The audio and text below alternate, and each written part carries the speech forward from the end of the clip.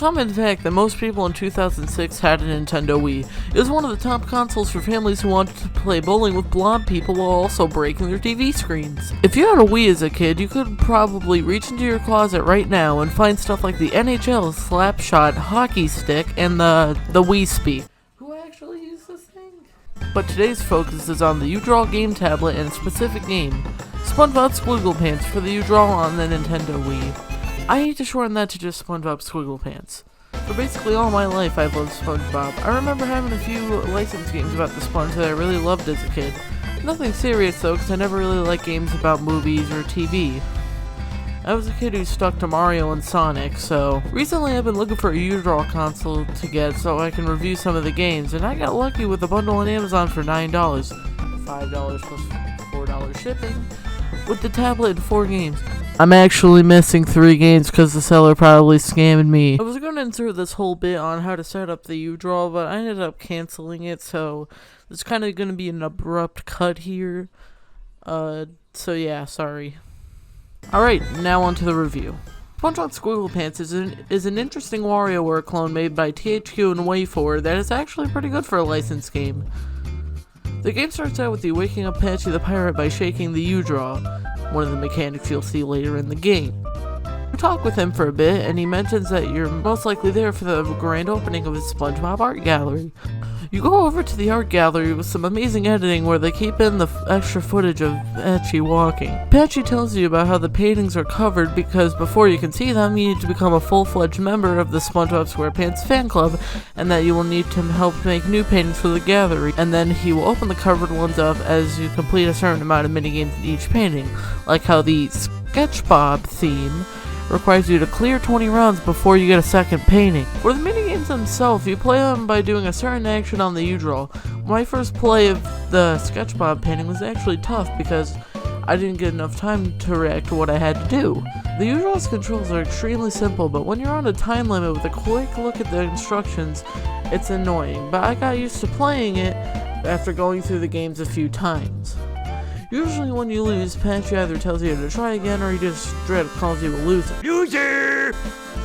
The minigames are all mostly SpongeBob themed or themed to whatever theme of minigame you are playing, if that makes sense, such as Pixel Bob or Punk. That's actually what it's called. I actually have some favorite themes in this game, and I'm just going to quickly list them now so I can get it out of the way. The first one is B-Movie. No, this is not related to the 2008 or 2009 movie with Jerry Seinfeld in it. This theme's all centered around classic horror movies, but it's SpongeBob, so you aren't going to see him whip out an axe because it's for kids. Pixel Bob. Everything is an NES game with sound effects that cause ear bleeding for life. Simply Bob, a theme where everything is straight out of a 2008 iPod commercial, mostly composed of stock art that Nickelodeon uses for everything.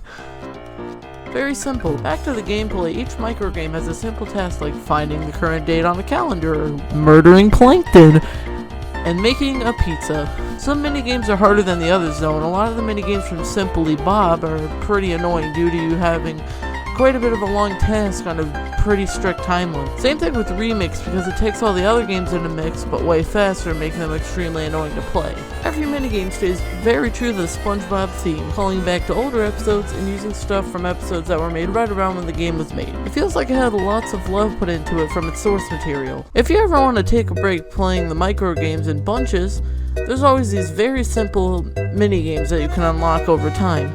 It's basically the stuff you'd see from a Wii homebrew game or a 99-cent game on the App Store. Very simple with one little goal, but it's still themed like it's a bunch of micro games together. There's also the Art Creator, where you can mess around with many SpongeBob stamps, just some generic and interesting stock art, and some basic drawing tools to create a 4x3 masterpiece such as funny internet comic, and whatever this is. As you play minigames, you earn more stamps to use, but the game actually never tells you about unlocking them. You just need to look through the stamper tool to see what's new. The one interesting thing other than the stamps and basic art tools in the Art Creator is in the menu where you select a color, they give you color palettes from the stock arts. It's interesting. But then everything I just mentioned, there's nothing else to do. Once you unlock all the microgame collections, Patchy adds new minigames to the collections. most likely so you have more playtime. If you want to 100% this, you're gonna have to grind minigames. There's someone on YouTube who 99% of this game and it took them 7 hours. When I beat it with a 90% in 3 hours. Basically, I unlocked everything. I didn't get every medal in every micro game collection, but other than that, I unlocked everything. There was a few stamps missing, but I really just did not want to keep playing just to get the stamps. It took me a while to finish this category called Remix, because you have to play 30 rounds, 30 micro games in the mix, to finally clear it. The thing with Remix is it's pretty dang hard due to you being on a very strict, like extremely strict time limit with like a simple task to do, but you only get a few seconds to do it.